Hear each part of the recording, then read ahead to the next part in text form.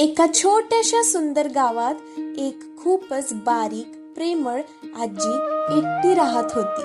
तिचं छोटंसं मातीचं घर होतं. घरासमोर तुळस, फुलं झाडं आणि आंब्याचं झाड होतं. आजीला स्वयंपाक करायला खूप आवडायचं. एके दिवशी आजी आपल्या घरात बसून खूप गोड लाडू बनवत होती.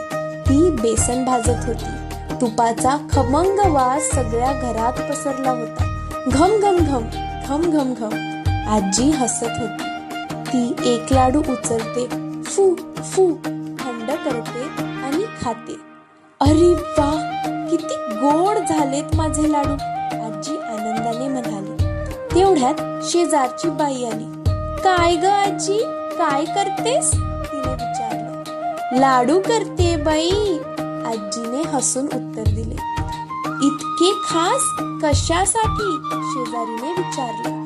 आजीने डोळे आनंदाने चमकले. मी माझ्या लग्न झालेल्या लेकीकडे काही दिवस राहायला जाणार आहे.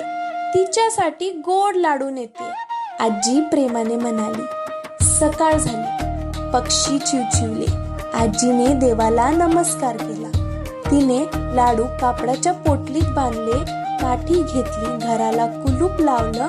चल ग आजी, लेकीकडे जायचं, असं म्हणून ती हळूहळू चालायला लागली. तिला दुसऱ्या गावात जायचं होतं, म्हणून तिला आपलं गाव ओलांडून जंगलाच्या वाटेने जायचं होतं. ती चालत चालत एक लाडू खात होती. तेव्हा किती गोड झालेत, ती स्वतःशी हसत म्हणाली. अचानक झाडापातून कोल्हा आला. तो गुरकावत म्हणाला. कुठे चाललीस ग म्हातारी? मला खूप भूक लागली आहे, मी तुला खाऊन टाकीन. आजी घाबरली, पण ती हुशार होती. तिने विचार केला आणि लगेच युक्ती काढली. ती म्हणाली, अरे बाबा, तू मला काय खाशील? मी तर किती बारीक आहे. मी माझ्या लेकीकडे जाते, तिथे लाडू, पोळी, भाजी, दूध सगळं खाऊन जाड होऊन येईन. मग येताना तू मला खा.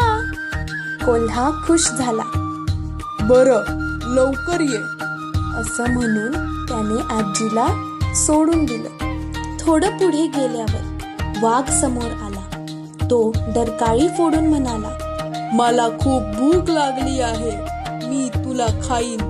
आजीने पुन्हा तेच सांगितलं. मी आता बारीक आहे, लेकीकडे जाऊन खाऊन येते, जाड होऊन येते, मग मला खा. वाघाने मान डोलवून तिला जाऊ दिलं.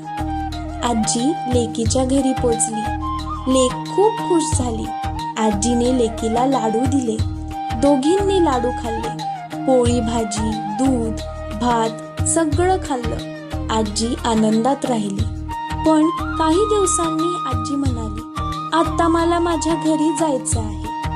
तेव्हा तिला आठवलं, परत जाताना वाघ आणि कोल्हा भेटतील. आजीने पुन्हा एक युक्ती लावली.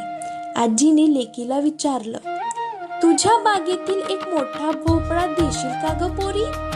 लेक हसली आणि तिने एक मोठा भोपळा दिला. आजीने पोकळ केला. सगळं आतलं गर काढलं. आजी त्यात बसली. वरून भोपळा बंद केला आणि हळूहळू तो भोपळा ढकलत चालायला लागली.